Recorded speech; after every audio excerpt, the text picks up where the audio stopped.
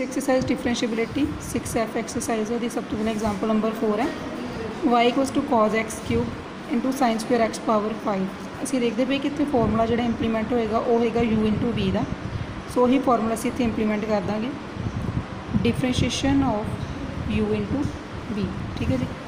ਅਸੀਂ cos x cube ने as it is रख लिया। साइन स्क्वेयर x पावर 5 की डिफरेंशिएशन करोगे सब तो पहला पावर की डिफरेंशिएशन होएगी। ठीक है, यानी कि 2 sin x पावर 5। उस तो बाद ट्रिग्नोमेट्री रेशो की होएगी। ट्रिग्नोमेट्री रेशो साइन है, साइन की डिफरेंशिएशन cos x पावर 5। उस तो बाद ये एंगल की होएगी। ठीक है, x पावर 5 की डिफरेंशिएशन हो जाएगी 5x पावर 4। इस चीज़ में तुम याद रख सकते हो, पहला पावर की डिफरेंशिएशन फिर ट्रिग्नोमेट्री की डिफरेंशिएशन आफ्टर दैट ये एंगल की। उस तो बाद असी साइन स्क्वेयर x पावर 5 में एज इट इज़ रख लिया। cos x क्यूब की डिफरेंशिएशन करांगे। cos की डिफरेंशिएशन होंगी है minus sine x cube as it is. x cube की डिफरेंशिएशन करोगे तो 3x स्क्वेयर। इनू अरेंज कर लेने। अरेंज करोगे यानी कि ओपन करांगे सारिया ब्रेसिस तो की बनेगा 5x power 4 cos x cube 2 sin x power 5 cos x power 5 minus sine square x power 5 आ प्लस माइनस माइनस हो जाएगा sine square x power 5 sin x cube as it is into 3x square 5 into 2 10 x power 4 cos x cube cos x power 5 sin x power 5 minus 3x square sine square x power 5 sin x cube. ठीक है जी। भी example number 16 है, कहते differentiation करनी है dy by D X तुम find out करना है। Sine X Y plus X upon Y is equal to X square minus Y. तुम ये जो डिफरेंशिएशन करनी है देखो सब तो पहला ये एक्स तो वाई दोवें मल्टीप्लाई हो रहे हैं। इट मीनस कि ये अंदर फंक्शन जोड़ा आ वो यू इंटू वी का। ठीक है, सो सब तो पहले असीं ट्रिग्नोमेट्री रेशो की डिफरेंशिएशन करांगे। आ जाएगा cos X Y X Y की डिफरेंशिएशन यानी कि u इंटू वी रखांगे। एक्स में रख लिया u की डिफरेंशिएशन यानी कि y की डिफरेंशिएशन, फिर y में रख लिया x की डिफरेंशिएशन करोगे तो 1 हो जाएगा। It's x upon Y. X upon Y minus u upon V लगा दोगे। ठीक है, एक्स स्क्वेयर की डिफरेंशिएशन करोगे 2x, y की डिफरेंशिएशन करोगे dy बाई डी एक्स। ये डिनोमीनेटर जो वाई स्क्वेयर आ रहा वो वाई स्क्वेयर का मैं सारी जगह पर एलसीएम ले लिया। ठीक है, जिमें cos एक्स वाई सीगा वो एज इट इज़ रहन दिता। इत्थे की आंदा पाया एक्स आ रहा सो ये वाई स्क्वेयर मल्टीप्लाई हो गया। इत्थे वाई सी वो वाई क्यूब हो गया नाल cos एक्स वाई मल्टीप्लाई हो गया।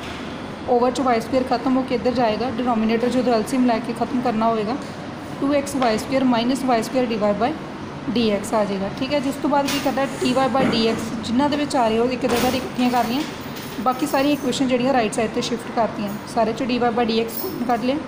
इधर इक्वेशन मल्टीप्लाई हो रही है, उधर जाके की हो जाएगी डिवाइड, वो तुहाडे कोल रिक्वायर्ड आ जाएगा जी D Y by D X की वैल्यू।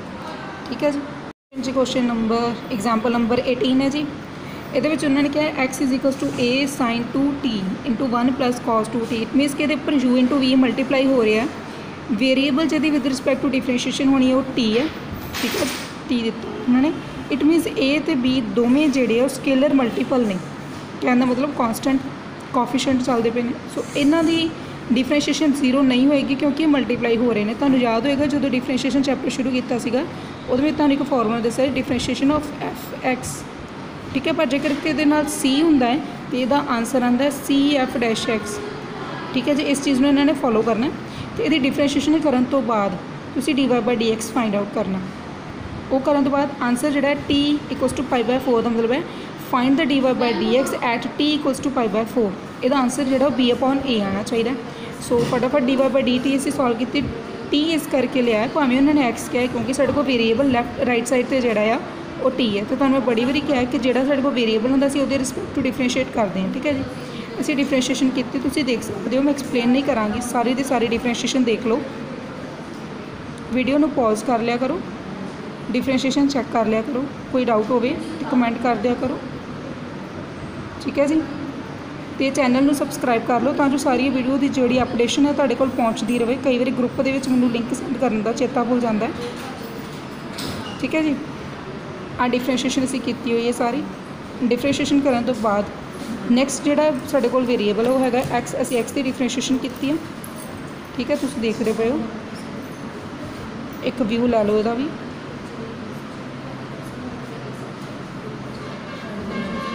ठीक है जी, d x by D t भी साढ़े को आ गया, d Y by D t भी साढ़े को है। असी करना सीगा d Y by D x. इस चीज़ में मैं पहला भी एक्सप्लेन कर चुकी हूँ, मैं दोबारा कर रही हूँ कि जो तुसी dy by dx find out करना होवे तो तुसी की करोगे dy by dt divided by dx by dt, ठीक है, यानी कि dy by dt into dt by dx, ठीक है जी। आ वैल्यूज़ तुसी फिल कर दो तो automatically answer dy by dx जोड़ा बन जाएगा। वही चीज़ असीं इत्थे इंप्लीमेंट करके dy बाय dx की वैल्यू फाइंड आउट कर लीए, ठीक है। आ इक्वेशन सारी सॉल्व करके लिखी हुई है। जो कॉमन निकलता है कॉमन कट दो, कुछ डिवाइड होंदा तो डिवाइड कर दो। इत्थे डिवाइड नहीं हो रहा, मैं बस कॉमन ही कढ़िया। ਹੁਣ देखो उन्होंने सानू क्या सीगा कि dy by dx find out करनी एट t इक्वल्स टू π/4, यानी कि जो dy बाय dx निकल आएगी ना उदों तुसीं की करना t की वैल्यू π/4 फिल करनी है, ठीक है। सो असीं की करांगे जो ये तुसीं t की वैल्यू π/4 फिल करोगे, देखो तो मैं साइड तो सॉल्व किया है 2 × π/4। एक्चुअली सारे एंगल जो 2 × t है, t की वैल्यू मेरे को हैगी है π/4, ठीक है। मैं π/4 फिल की 2 1 × 2 2 2 × 4, सो मेरे को आंसर π/2 आ। सो दैट्स वाई कि मैं इतने π/2 लिख रही हूँ, ठीक है जी। हम देखो sin π/2 की साढ़े को वैल्यू होंगी है 1, सो 2b × sin 2t की वैल्यू आ गई 1, सो 2b एज इट इज़ आ जाएगा 2 cos 2t। π/2 जो तुम इतने फिल किया सॉल्व किया तो cos π/2 कितना होंदा है 0, सो 0 - 1 साढ़े को आना सीगा -1, सो -1 इतना मल्टीप्लाई होएगा तो क्या आ जाएगा -2b। Similarly -2a as it is sin² π/2 की डिफरेंशिएशन करोगे वैल्यू फिल तो आंसर आएगा 1, आ हो जाएगा 0, 0 ना कुछ भी मल्टीप्लाई करिए तो आंसर हो जाता है 0। सो साढ़े को बचेगा -2a, माइनस ना माइनस कैंसल, 2 ना 2 कैंसल, आंसर की बच गया b/a। Answer prove. यही चीज़ असी जी है वो प्रूफ करनी सी, ठीक है जी। ये जी नैक्सट एग्जाम्पल है, एग्जाम्पल नंबर 26 है। ये एग्जाम्पल ऑलरेडी तुम कर चुके हुए हो, तुहाडी एक्सरसाइज ई दे विच भी हैगी है, ठीक है। वो सिर्फ ये फर्क सीगा कि उत्थे वेरीएबल की पावर वेरीएबल सी, पर हुण इत्थे वेरीएबल की पावर जी है वो की चलती पई, एक ट्रिग्नोमैट्रिक फंक्शन चलता पाया।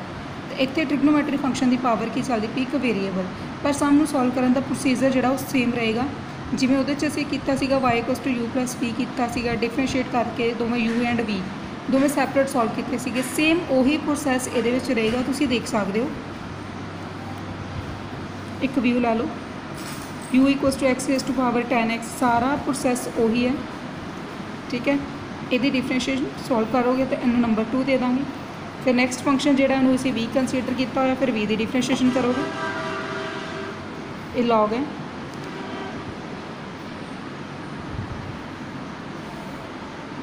ठीक है जी। v की भी डिफरेंशिएशन होगी, v का भी रिजल्ट लिख लिया, नंबर 3 दे दिता।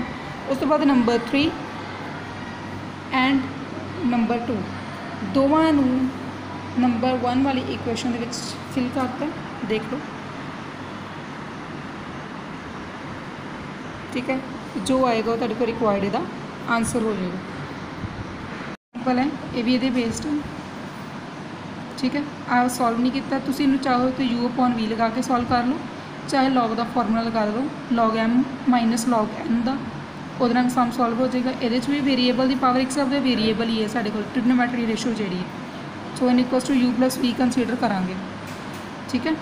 सॉल्व करने का मैथड उही रहेगा सारा।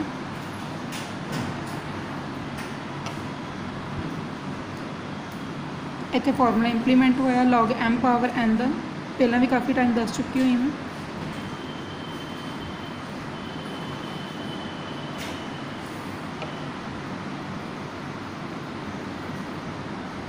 ठीक है जी। मैं साइड पर लिखा भी है कि जो तुम चाहते हो तो लॉग दे नाल सम सॉल्व कर सकते हो। द सैकेंड पार्ट चाहो तो डायरैक्टली u/v का फॉर्मूला भी इंप्लीमेंट कर सकते हो, ठीक है जी। इस चैप्टर दीयां जिन्नियां भी वीडियोज़ ने एक प्ले लिस्ट तैयार की हुई है, वो सारियां अवेलेबल ने। बाई चांस कोई तुहाडे कोल लिस्ट वीडियो जी मिस हो जाती है तो प्ले लिस्ट खोल के तुसीं सारियां वीडियोज़ जिहड़ियां दोबारा देख सकते हो।